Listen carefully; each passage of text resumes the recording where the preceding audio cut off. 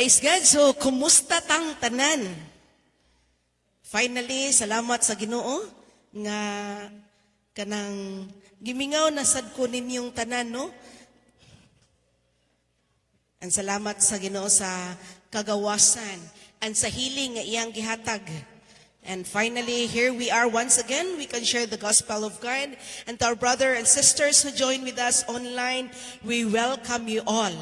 And we thank you for keep tuning in our online worship service. And to all of us here, we welcome in the presence of God. Ayan, so hope nga ang kada usa naka-tune in na ba ang atong mga igdulungog? Okay na ba tadihang dapitan? Hallelujah. Okay, so ato ang paghisgutan karon ang binhi ug ang upat ka klase sa yuta. Ayan, no? So doon na po day binhi, doon na sa yuta. Okay? Sige po. So the seed and the soil. Ayan. Ingon din sa Matthew chapter 13 verses 18 to 23, it says here, listen then to what the parable of the sower means. When anyone hears the message about the kingdom and does not understand it, the evil one comes and snatches away what was sown in their heart. This is the seed sown along the path. The seed falling on rocky ground refers to someone who hears the word, sige po, kuyogi ko sa pagbasa, and at once receives with joy. But since they have no root, they last only a short time. Take note. When trouble or persecution comes before the word, they quickly fall away. And verse 22, it says, the seed falling away the thorns refers to someone who hears the word, but the worries of this life and the deceitfulness of wealth choke the word, making it unfruitful. 23, but the seed falling on good soil refers to someone who hears the word and understand it. And this is the one who produces a crop yielding 100, 60, or 30 times what was sown. Father God, once again, among ihalad kanimo ang among oras samtang maminaw kami sa imuhang pulong. Ug salamat sa dihog nga imong gihatag sa imuhang alagad samtang isangyaw ang imuhang pulong. In Jesus' name, amen and amen. Ayan. So, kinsa may makatubag kung unsa ni siya nga istorya. Unsa man ni siya pasabot ani? What parable man ni siya? Yes, no? So it is a parable of the kanang parable of the soil. And then giapil diri nagkuyog na siya sa parable of the sower. Nya kuyog na dito ang soil, naa dito ang mga mustard seed. O di ba? Ang tong mga talents, naa na sila dito tanan. So since this is a parable, unsa may buot pasabot sa parable. Okay, what is a parable? A parable is a simple story used to illustrate a moral or spiritual lessons as told by Jesus in the Gospels. Or sabi ni Saya pa, kaning parable, mao ni siya ang usa ka sumbingay. Okay? Nakadungog na ba mo naana ba mo'y na istorya nga tao nga mahilig makipagsumbingay? Kada bang makipagsumbingay ba nga, murag, kanang reading between the line ba? Hindi ba? Kanang reading between the line, pero may lahi po tong mga unya, kanang lahi ng padungog-dungog, lahi po ng pasumbingay. Kaya kanang mga labi paglitsyon ng sudan, tanaw tubig man ang akong mainom, muana na ako, ubo-ubo na niya, coke, padungog-dungog na siya. Di ba? Mo na'y padungog-dungog. Unya, kanang gutom. Sige man lang nag-istorya, wala may kaon. Unya, gutom kayo. Moingon na, Jalipi. Patsing-atsing na, Jalipi. Oh, kana siya, na padungog-dungog na. Oh, di ba? Pero kadang pasumbingay, pasabot sa pasumbingay kay kanang reading between the line, pero duna na siya'y buot ipasabot. So kinahanglan nga mauna ang ato ang sabton. Pasabot ana siya, mauna siya ang parable kung sa English pa. Ayan. Okay. Now, with this story or with this parable, there are three elements nga ato ang makita, no? O sa ato ang base, sa ato ang nabasa. The three elements are the sower, ang mangpupugas, no? Mananumay, mauna ang sower, ang mananumay, og ang iyang gikinahanglan, ang seed, and the soil. Those are the three elements nga atong makita sa sa kaning story. Now, let's talk about the sower or kanang mamugasay. Nasabtan ang mamugasay, murag sinibuan no man ang mamugasay kaysa amo mananumay gid niya dito sa amon niya nga mga lunggoy no? So mananumay, no? Mamugasay, magpugas, no? Or ibutang nato kanang mga mangunguma. Okay, no? So the sower, according to Matthew chapter 13 verse 37, he answered, the one who sowed the good seed is the Son of Man. So kinsa man di ay ni ang sower? Kaingon man siya kanang the Son of Man. So whom do you think is the sower? Yes, it is Jesus. Pero akong giadan dira, it is a fair use of the parable to apply it also for today or for this generation, no? Apply it today to ang sower to anyone who faithfully proclaims the message of the Son of Man.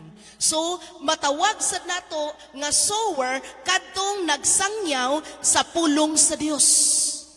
Katong nagsangyaw, no? They are also a sower sa atong panahon karon. Kanang nagsangyaw sa pulong sa Dios. Now, mauna ang sower, mananumay, mamugasay. Now, let's talk about the seed. Now, who are the seed? Doon na natay mananumay? Unya, doon na natay kanang, unsa ni, kanang seed? Kinsa man ang seed? Yes, the seed is the word of the kingdom. No, or the word of God. Matthew 13:19. Ingon siya, when anyone hears the message about the kingdom and does not understand it, the evil one comes and snatches away what was sown in their heart. This is the seed sown along the path. Later ato nang i-explain, no? Ato nang kanang unsa na tagsa-tagsaon, no? By verse. So the seed is the word of God. Yan. So kay naa may sower, so naa po siya dapat ipugas. Lain sad kayo na ay mamugasay niya, wala siya ipugas, di ba? So, those are the people who share or who preach the word of God. Those are the sower, and the seed is nga ilang i-plant is ang word of God. Now, naa natay sower, doon na natay binhi.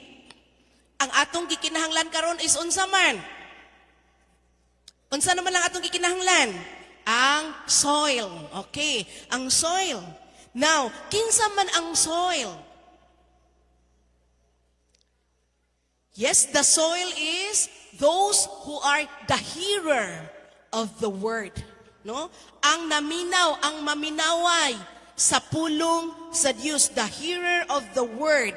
Now, there are 4 kinds of soil, or 4 kinds of hearer of the word of God. Number 1 is, unsa na siya? The wayside and the stony places, among the thorns, and the good ground. Ayan. So, those are the 4 kinds of soils or hearer. Yan. Atong hisgutan una nga kind of soil, the wayside. Pasabot sa the wayside, or in other translation, kanang path or agianan. Dalan ba? No? So there are hearers, no? When the sower spread the seed, or when the sower plant a seed, there are kinds of hearer that wayside. Okay? This soil represents the one who hears and does not understand. Hears and does not understand. There are those who harden their hearts prior to hearing the word of God. Ang sower, nagpugas na, and the hearer, or naminaway sa pulong sa Diyos, sama siya, dunay kind of hearer, nga wayside siya, sama lang sa usa ka kind of soil, ang iyahang kasing-kasing, nga naminaw ra sa pulong sa Diyos, pero wala sabta kung unsa iyahang gipaminaw. Nasabtan? So sama lang nga si sower nagpugas og usa ka seed diha sa agianan. Og sa diyang napugas na ang liso diha sa kanang naa sa agianan, unsa may mahitabo sa liso? Kay liso man na nakita man na may binhi. Unsa may mahitabo? Pag naay makita nga naay langgam, wale. Di ba? Makaingon ang, ay, murag na ako na snipan dito. Nya, gasigig, lupad-lupad ang langgam. Murag, baliko na ako to, be. Murag, liso mang yun to. O di ba? So, sa dihang pag-down sa liso, o sa langgam, nakita niya, yam. Di ba? O niya, tempting kayo. Nindot kayo ni, makuan ginin ako, makuha ginin ako ning lisuhan ni. No, di ba? Makuha jud din ako, ganahan kaay ko aning klasihas sa yuta. Kay nakita jud ako, and that seed, igo ra na paminawan, pero wala sabda. Then, the bird comes, and then gikuha sa bird. Gikuha sa bird. Napabay seed? Wala na. Di ba? And the bird represents devil in this story. Nga, insayang giingon diri sa Matthew chapter 13 verse 15, for this people's heart has become calloused. Unsa man ang calloused? Kanang gikubala na. Unya, okay. For this people's heart has become calloused, ang anang kubalon nga tao, kinsay kaila og taong kubalon? Ako, kani ako ang lapa-lapa. Pagwapa-gwapa rin, pero naapon na yung mga kubal-kubal diri. Di ba? Unya naaman yung mga tao nga baga kay kubal, pasuwayan nagpaglakaw. Dili na masama do, dili na masakitan. Kaya naman kublan na gani. Di ba? Kana mo yung grabe, kay ko kublan naman po ka. Nya usahay na kay madungog nga naay tao nga mo istorya. Grabe, unsaon naman lang kadako pagpasabot, kakublan pa nimo kasing-kasing. Di na matablan. O ganang bisag unsaon ni mong istorya kay ngano baga na kayo o kasing-kasing nga di na gid madutlan. Di ba? So has become calloused, and they hardly hear with their ears, and they have closed their eyes. Otherwise they might see with their eyes, hear with their ears, understand with their hearts, and turn, and I would heal them. So those are the kind of soil nga gipaminawan lang ang pulong sa Dios apan wala sabta. No? Kind of soil. So sa kinsay honestly kinsa na may nakasugod na og evangelize diri. Honest lang.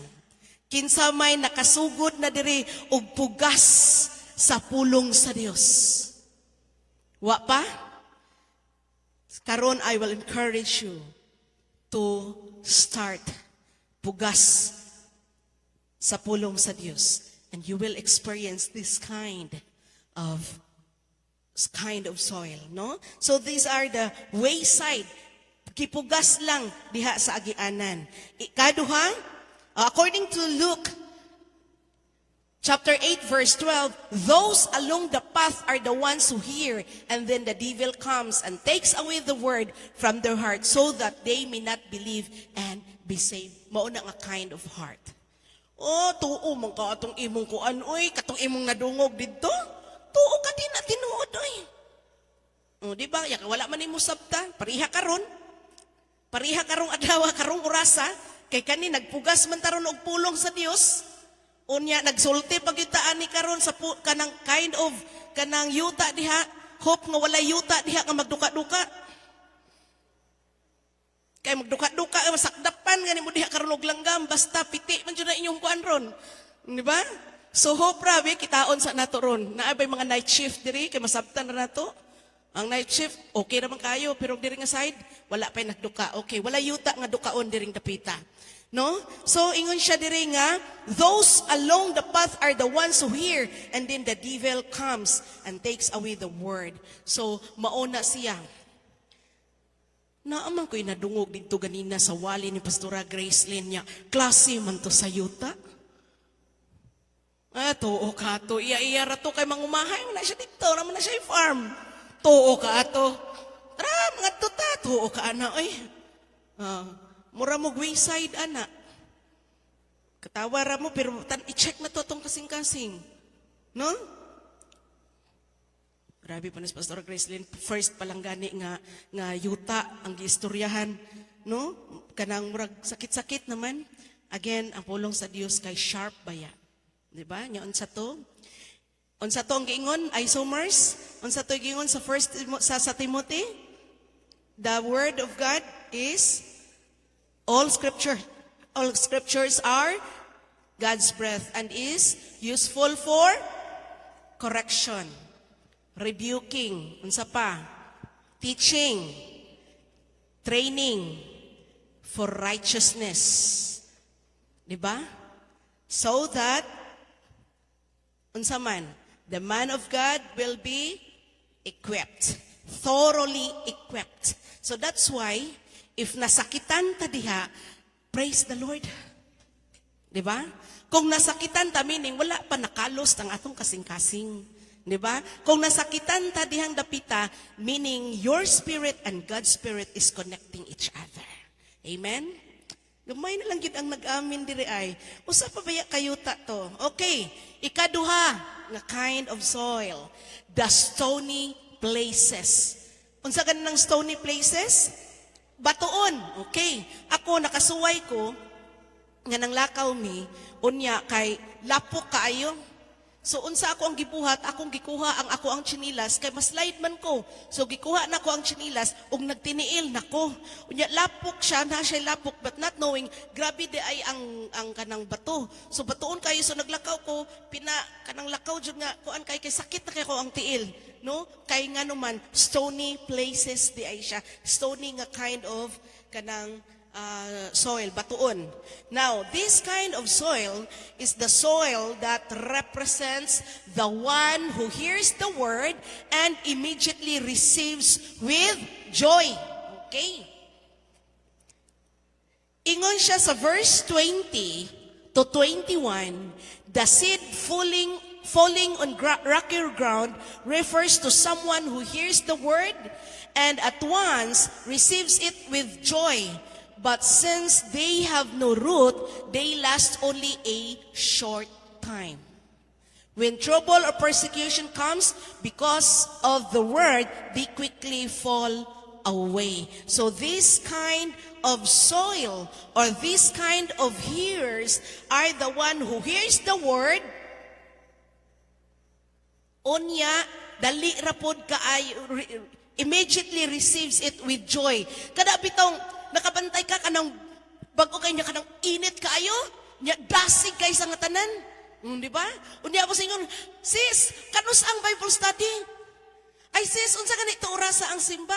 Sis, Sabado pa ang tawon, oy. Ugma pa ang Sunday, ay mao ba sis? Kanus aga nito ang kuan sis, ang Bible study nato. So Friday pa to, mao pagani pag Sunday night.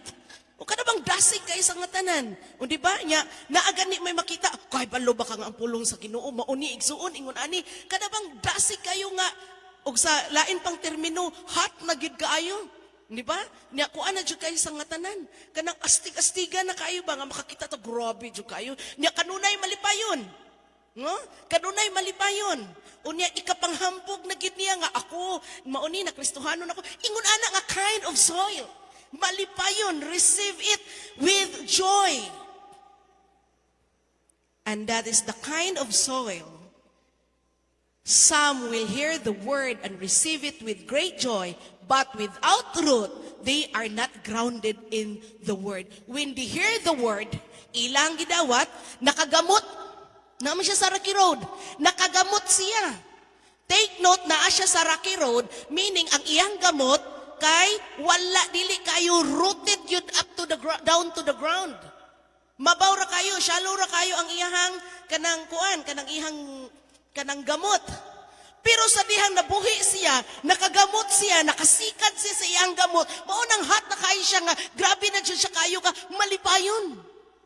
Pero unsay mahitabo dihang dapitan. Akala mo yun na yun.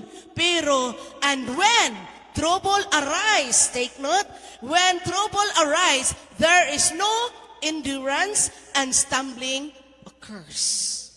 Asa naman tong abdi kaayo nga magsigig pangutana kanusang Bible study sa Friday pagani Sunday night ang utana na asa naman to? Pagpangutana na, pagtawag nimo, kumusta ka? Chillax lang sa ko, brad. Ngano man, mag spiritually drain mo ko? Kay problema lagi kaya akong kinabuhi eh. Pahuway lang sa ko, brad. Dili lang sa makita ta. Ang dili lang sa ko, brad. Di mag-ampo ta. Busy ko, brad. Unsa man jud ay mo ang problema? Maulag ini kanabang nakautang mas lending ba niya online pag ito.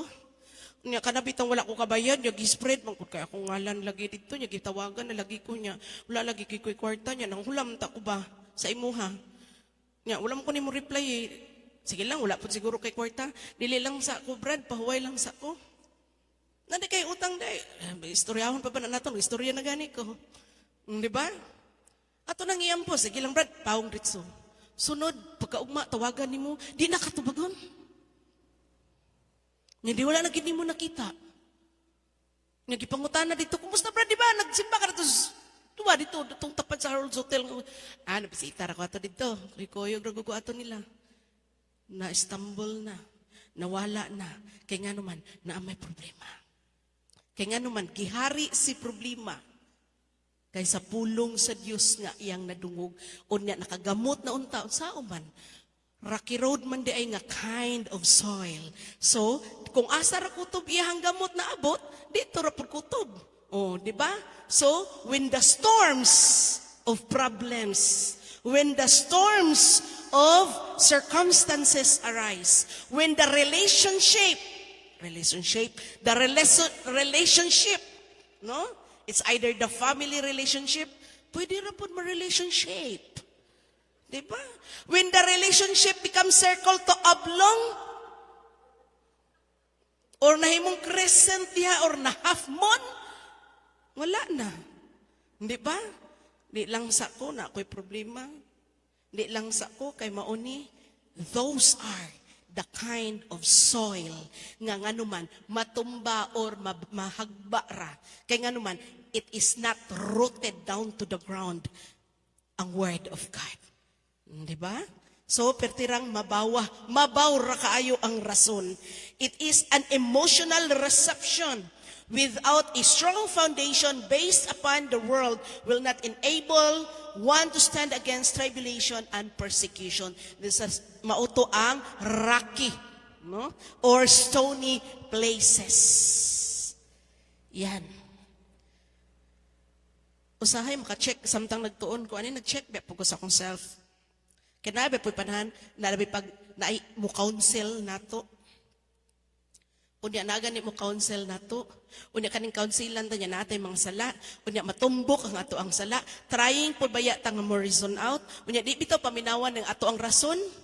Niyo sahay mo kaingon nagika mangigo ay gini siya oy. Mamersonal man pud na pas counsel ganita personal lo man punuon ta. May padi na lang ta magkita anay di lang ta pakita. Di ba? So, ingon ana. Now, next, third. Okay, hapit na mo man. Okay, four kinds of soil. Ni. Now, the third kind of soil. Ayan, among the thorns. Unsa man ang among the thorns? Unsa man ang a kind of soil? Katong mga tunokon. Di ba? Naapa mo'y nakita ng mga sagbot, ng mga tunok-tunokon? Doon na ba mo'y nakita kanang makahiya, di ba? Tunukon na, di ba? Naay mga sagbot po diya nga tagas na siya nga tunukon, nga gwapa kayo kung imong tanukuan mga tunok. Ha? Oh, mga rose, grabe po nakatunukon. Di ba naay mga kinds nga kanang mga tunukon. So, among the thorns, doon ay mga soil nga gipalibutan og mga tunok. Di ba? Doon ay mga kanang soil nga daghan kayong mga tunok, tunukon kayo nga yuta. And this soil represents the one who hears the word but allowed the cares of this world devour them. Again, hears the word but allowed the cares of this world accord them. Verse 22, ingon siya, the seed falling up among the thorns refers to someone who hears the word, but the worries of this life and the deceitfulness of wealth choke the word, making it unfruitful. Makabunga na unta to, apan gituok, no? Natuok, or gibalimburan sa mga tunok-tunok. Ikaw kuno diha kana na ganing matunok tagamay sa makahiya, sakit naman gani kayo, murag di naman gani ta lakaw. And this kind of soil, dunanay sower nga nagplant, naghatag og seed, but naigo man hinuon sa kind of soil nga tunukon. Mautong dili maka-bear fruit. How can these thorns cause us to be unfruitful? Number one, usa nga makakos nga dili ka mahimong mabungahon is the care. The cares of this world can cause us to be unprepared. Unsay buot pasabot anang the cares of this world? Unsa may buot pasabot? Luke chapter 21, 34 to 36. Ingin siya, be careful or your hearts will be weighed down with carousing, drunkenness, and the anxieties of life, and that day will close on you suddenly like a trap, for it will come on all those who live on the face of the whole earth. In 36, be always on the watch and pray that you may be able to escape all that is about to happen, and that you may be able to stand before the Son of Man. The cares of this world can cause us to be unprepared. Usahay, dunay kind of soil or dunay kind of heart of a person nga mas palabihon pa niya ang pag-atiman o pag-amuma ang kalibutanong mga butang kaysa langit nun. Nakadungog mo ko sa pulong sa Ginoo. Nakasabot man unta ko kung unsay buot pasabot. Kana bang word? Kabalo ko. Naaman po'y Bible. Bisag di nakuwalihan na ay Bible makabasa. Man ko, nag-eskwela man po, kumasabtan man po na ugunsa na ko akong gibasa. Di ba? Ingon ana nga kind of reason ba? Di ba? Pero saan man gyud pastora? Nga, naaman po din taon ko'y kayamanan pa diris kalibutan, oy. Naapa po taon ko'y giasikaso diris kalibutan, oy. Again, hindi masama nga mangandoy. Dili masama nga makabutang ta materially diri sa kalibutan. Dili masama nga mo establish ta while naapata diri sa world. Dili na masama. Ang masama kung ang imong kasing-kasing naa na din na. Di ba? So there are kinds of soil nga ingon ana. Di ba? The cares of this world can cause us to be unprepared. Unsa man ang cares of this world? The evil in cares and anxieties is that they can detract our minds from what is truly important. Sometimes, ang cares of this world is the demand of this world. And because of the demand, kay gusto po ta musakay kung unsay naa, it makes us pressure. For example, ang cellphone. Akong cellphone, laoy, old naman kayo na akong cellphone. Naa naman di ay mga unsa na karon, mga high na gyud nga kuan. Nga iPhone, asa na, ga 12, ga 13, ga 14 na?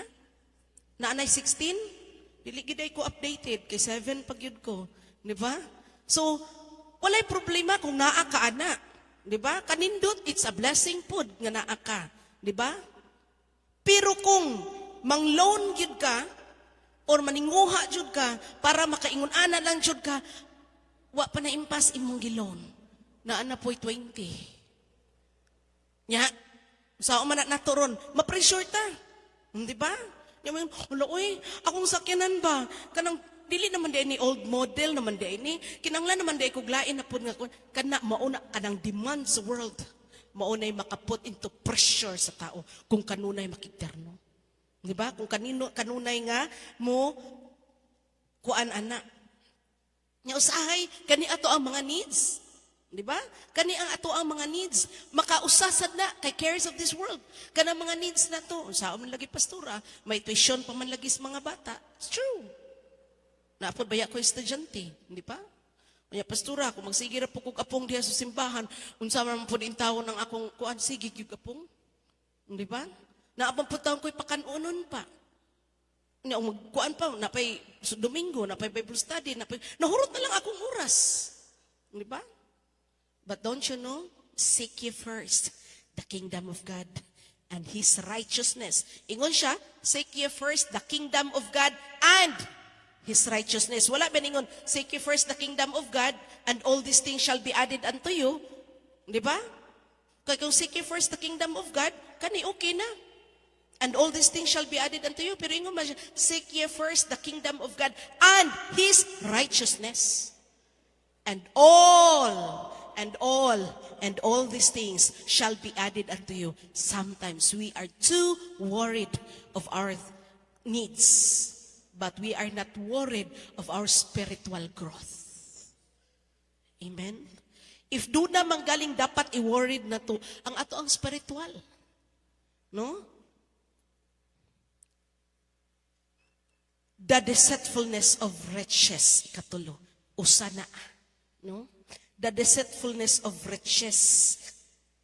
1 Timothy chapter 6 verse 9 to 10. Those who want to get rich fall into temptation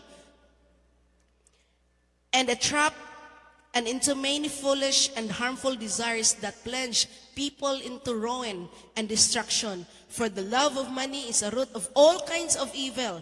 Some people eager for money have wandered from their faith and pierced themselves with many griefs. Dili sayop nga mangita tag kwarta. Kay musugot tag sa dili, kinahanglan papud tag kwarta.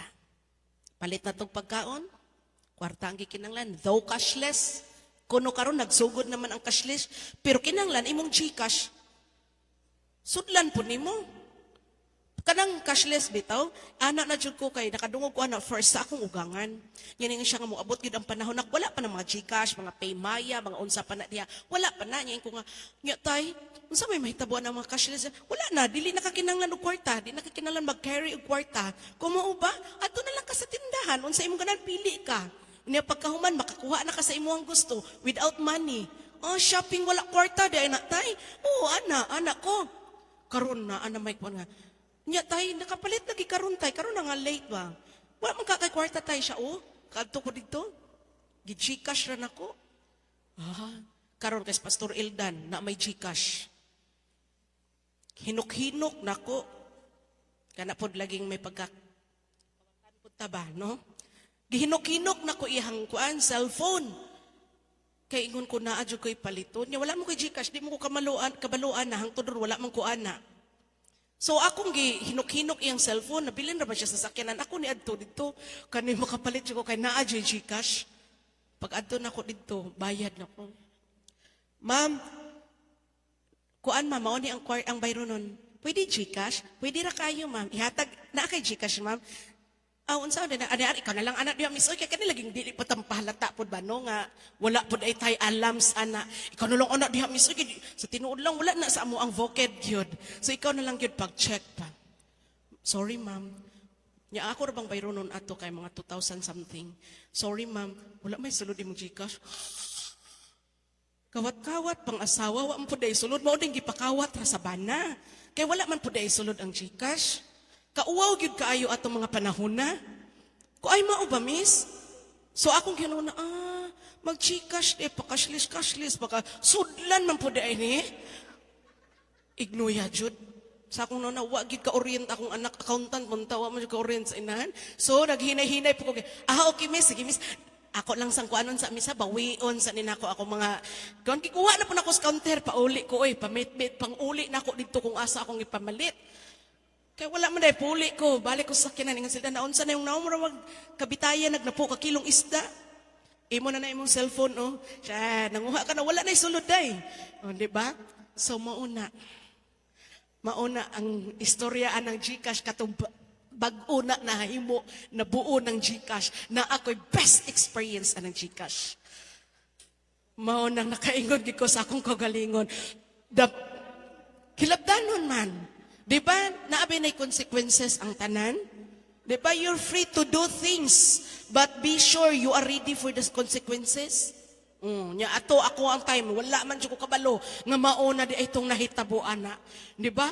Wow kaayo pero ayun ninyo ipanabi nga yung pastor wala po din taon alam ayaw po din taon di ba mga marites, di ba? Wala ko na inform, no, di ba? Kay kining cares of the world lagi mag-care po lagi kanya wala tay idea kung unsa, di ba? So mo to ang nahitabo na ko ulaw kay ko, and then I realize na ingon ko katubi tang pandemic, no, dako di ito gamit ang mask. Kay matabunan unta to akong naong. Unya dali ra unta kay ko, dali ra ba ko ma-identify kana ako'y birthmark, di ba? So mo to niya ko may panagmask ko atong time, pero kung karon gud kung magmask ka, mura man gud kag masakiton kung magmask ka karon. So mo tong nakaingon ko sa akong kaugalingon. Grabe jud akong experience ito Ayaw ba ninyo i-underestimate inyong pastora ha, nga wala gikasabot atong time dito. Pero karon tagai ko niyo Gcash na kun kamaon ko ana mo transact. Di ba? Ako nang gitunan, Okay, ayan. Why? It's because of the pleasures of life. Di ba? The pleasures of life. Lagi. Okay na nakasabot na ko ana niya kaya akong gi-explainan gahapon. Ayan, di ba? So, mauna, the pleasures of life. Wala mo kita ni mo diha day, no? Okay, pero bitaw, karon kung magnaay magmask, either giubo ka, nag-ano ka, di ba? Or may dili ganahan nga makakontaminate, no? Kung dunay nag-ubo diha, kinahanglan magmask. Di ba? So, yan, the pleasures of life. Yan. Galatians chapter 5 verse 7-10, for the flesh desires what is contrary to the spirit, and the spirit what is contrary to the flesh. They are in conflict with each other, so that you are not to do whatever you want. Mauna, no? Kaning unod-nun nga kaibog, unod-nun nga desire. Nga mo penetrate na unta ang pulong sa Dios. I have an experience when I share the word of God. Then ana siya nga, maulagi ka kung magkristohanon na ta kay kinanglan naman jud ay magsayal. Unya kinanglan na gid pud mag-hold dress. Unya katura bang time nagkarsunis ra ba jud pud ko nag-share sa word of God. Then sumuto ni ana ko nga maura na imo ka kuan kanang reason nga di ka ganahan magsayal, and then sumoto gi-explain na nako sa pangpanamit. Kay wala man jud na nasuwat diha sa Biblia nga kinahanglan jud nga abot kitin na imong gisulot, di ba? Kinahanglan presentable ang imong sinuotan nga dili po na mga kita nga makapasala sa pananaw sa mga tao, di ba? And then diningon siya unya dili naman pud ta ka kuan ana, dili na pud ta ka kanang pang-disco ana, di na ta ka inom-inom. So, mas love pa niya ang iyang flesh than the word of God. Those are the people also. Those are the heart or the kind of soil nga thorny. Diba? Kaya nga naman, hinayangan, naminaw, pero machokra tungod sa flesh. No? Matuokra tungod sa mga thorns or tungod sa flesh. Okay, last. The last kind of soil is the good ground. This soil represents those who hears the word and nurtured it until it yields fruit. According to 23, ingon siya, but this But the seed falling on good soil refers to someone who hears the word and understands it. This is the one who produces a crop yielding 100, 60, or 30 times what was sown. Those are, kinsa ba na? Naa ba na dire sa atoa, the good ground? Hala, lima ra ka bukang na good ground dire. Naa ba nato dire, naa ba'y good ground diring dapita? So those are the hearers, those are the kind of soil, or those are the kind of heart who hears the word and nurtured it. No? Gigamit, gi-apply. Di ba? Gisabot o gikinabuhi. Those are the kind. Those with a noble and good heart are the ones who will understand the word, who will keep it, and with patience produce fruit in their lives. So, kanang mga mapailubon ba? No? Kanang mga mapailubon, masinabtanon, mauna ang mga good heart. Unya unsay madungog nga word of God i-apply. Ikinabuhi. Dili lang kutob kay gipaminawan lang, then gikinabuhi pag yun.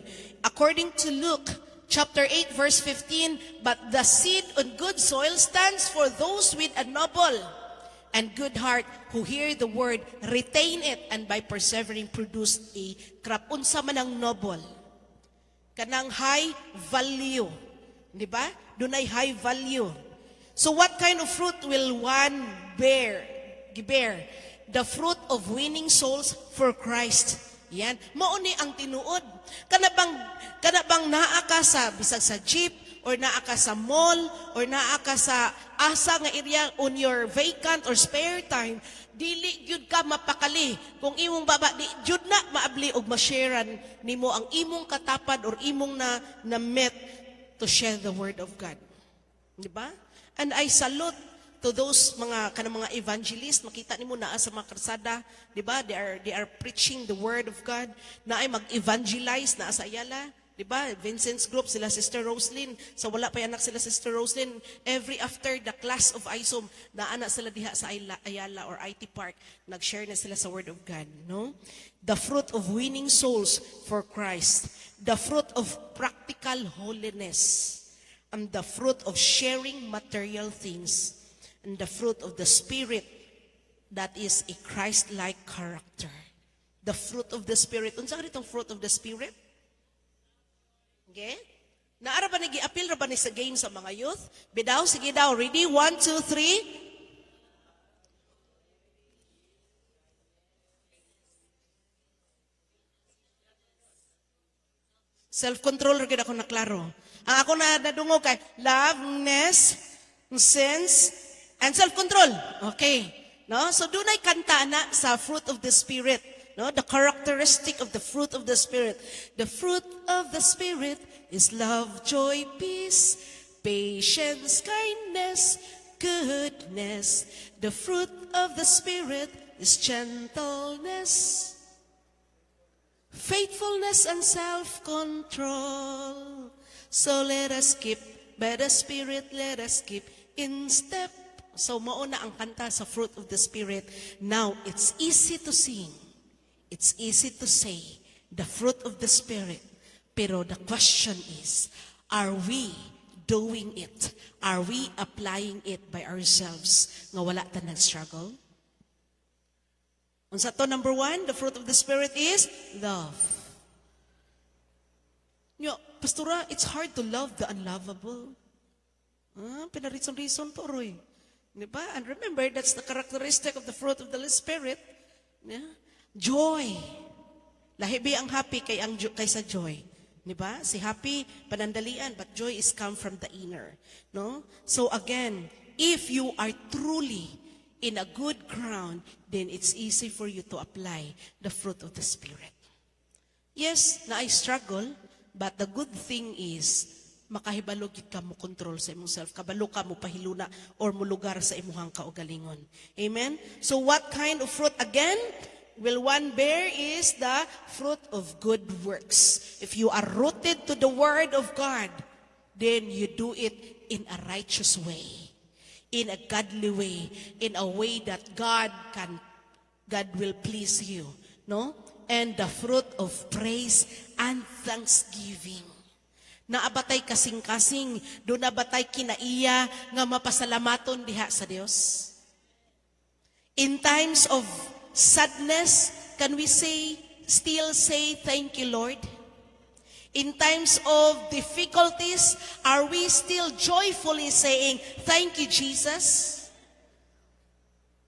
Be careful with our amen. No?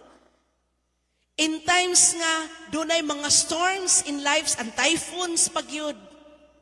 Nato, are we still saying, thank you, Lord? Abi nimo kaning Thanksgiving, katong time nga nagkasakit ko before ko gioperahan nga nius-us na akong hemoglobin, na nagsigi kog lakaw, gamay ra kay nga lakaw, gikan diri abot diha, kalimahon na nako og pahuway. Kaning gikan diri abot diha, kalimahon na nako pahuway, kay ngano dili na ako kaya.